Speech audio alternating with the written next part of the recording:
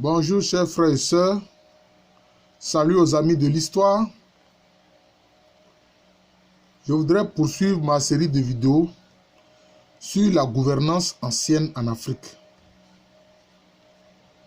Évidemment, nous prendrons différents exemples à chaque fois que nous ferons des vidéos sur cette série-là. Voyez-vous, il y a un peuple qu'on trouve dans le sud-est de la Côte d'Ivoire, notamment dans la région d'Adiaké, et puis aussi dans la commune de Bassam. Ce peuple est appelé Betibé, mais il est plus connu sous le nom de Eotile. Dans leur mode de gouvernance,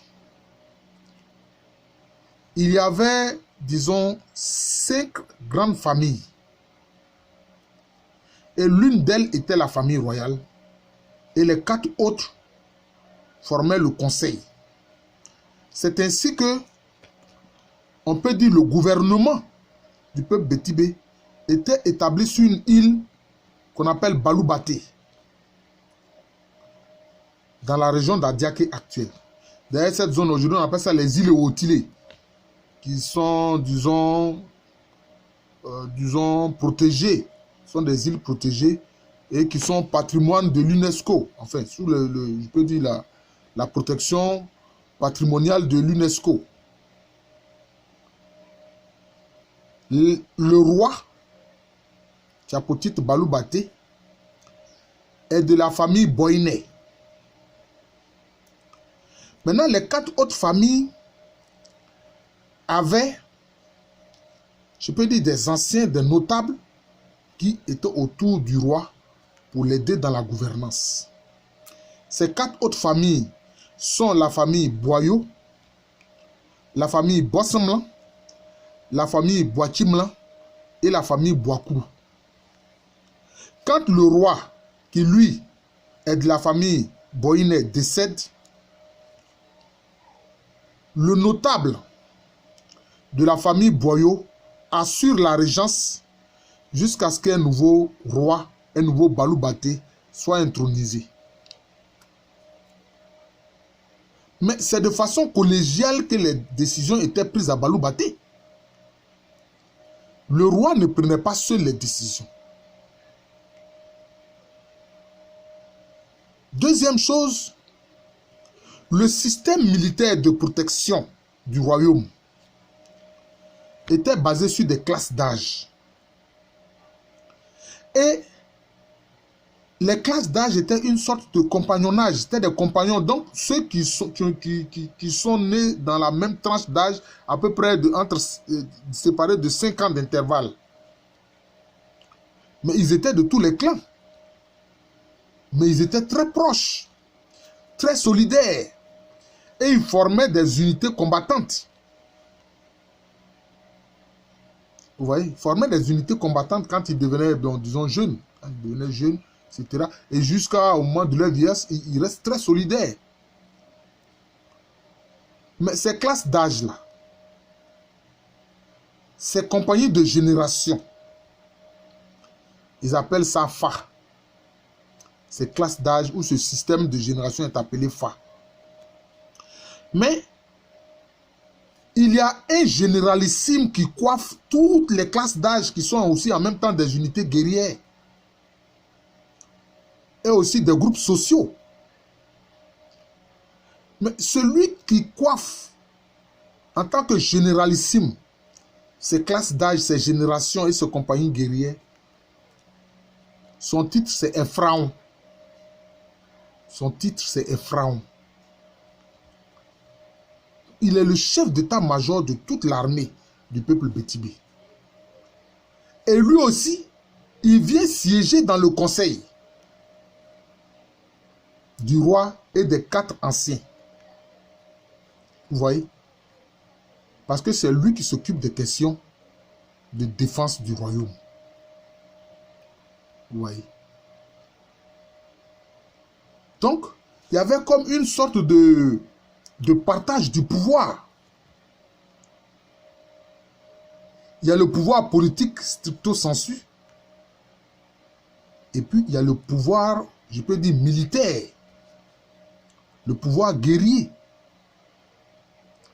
Les pharaons dans le conseil viennent représenter et parler au nom de toutes les classes d'âge.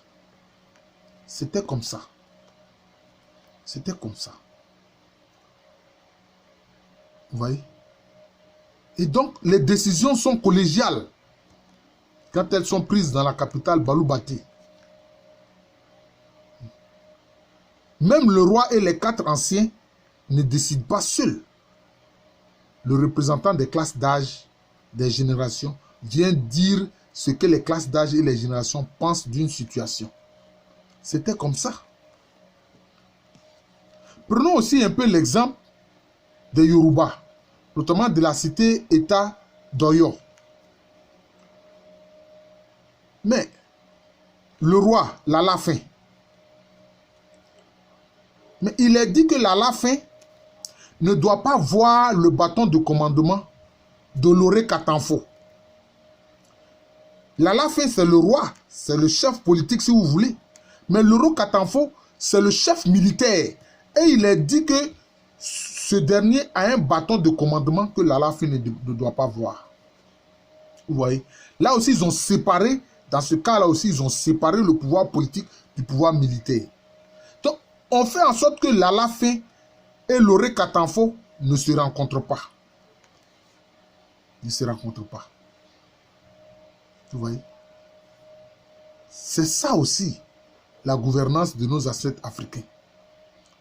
Ils savaient bien faire les choses. Alors qu'aujourd'hui, on voit dans certaines républiques, le président décide de tout. Quelquefois même, il envoie des armées faire des opérations sur le terrain sans que même le Parlement donne son avis. On voit ça, on voit ça. Dans beaucoup de républiques, on voit ça. Le président décide d'envoyer l'armée faire des opérations, etc., ailleurs, et puis le Parlement ne dit pas ce qu'il a à dire, ne donne pas son avis sur la question. Vous voyez? Mais vous voyez qu'en Afrique, ça ne se passait pas ainsi. Loré Katanfo, le généralissime de l'armée de la cité-État d'Oyo, chez les Yoruba, on dit qu'il a un bâton de commandement que l'Alafin, le roi, ne doit pas voir. C'est comme ça. Et il y avait les notables, les anciens qui étaient autour de l'Alafin, en vue de la bonne gouvernance. C'est pour ça que j'ai dit dans la première vidéo que en Afrique, la gestion du pouvoir était consensuelle. Toutes les forces vives de la nation participent à la gestion du pays, du royaume. C'est comme ça.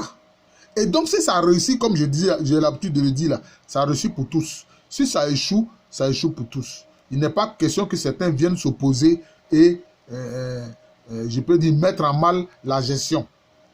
Et ils font l'objet de répression quelquefois, etc. Bon, voilà.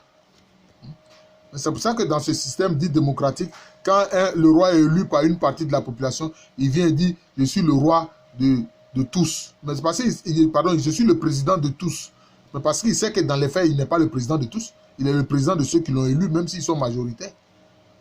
Et quand on est majoritaire, cela ne veut pas dire qu'on a forcément raison. Sur tout. Vous voyez? Cela ne veut pas dire qu'on a raison sur tout.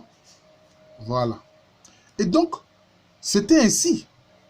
Et même dans le cas d'Oyo, quand les notables se rendent compte que l'Alafin, le roi, dont, son titre c'est Alafin, mais le roi ça veut dire Oba. Quand l'Oba, dans le cas d'Oyo, l'Alafin, commence à avoir une gouvernance tyrannique et qui ne coûte pas les anciens, mais les anciens peuvent décider de mettre fin à sa gouvernance. C'est pour ça que je dis que le roi en Afrique, aucun roi n'était divin.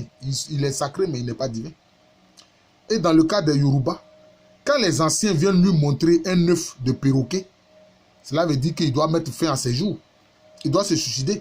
Parce qu'alors, ils ne veulent plus de sa gouvernance parce qu'il devient tyrannique. Vous voyez? Il devient tyrannique. C'était comme ça.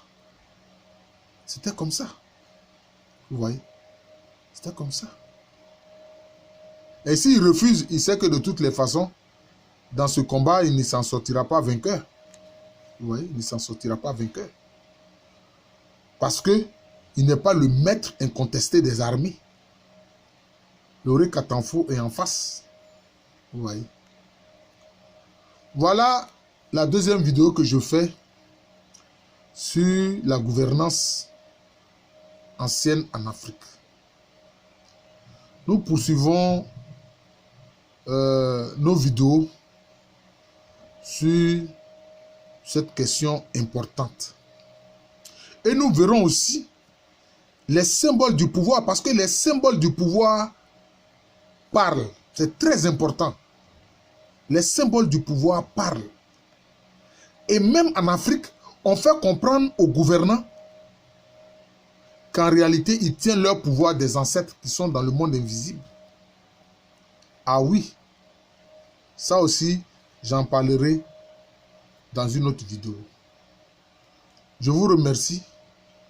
Je suis le professeur Alou Kwame René, professeur titulaire d'histoire à l'université Félix Houphouët-Boigny à Abidjan-Cocody, en Côte d'Ivoire, un pays qui se trouve en Afrique de l'Ouest. Merci encore et bonne journée à tous.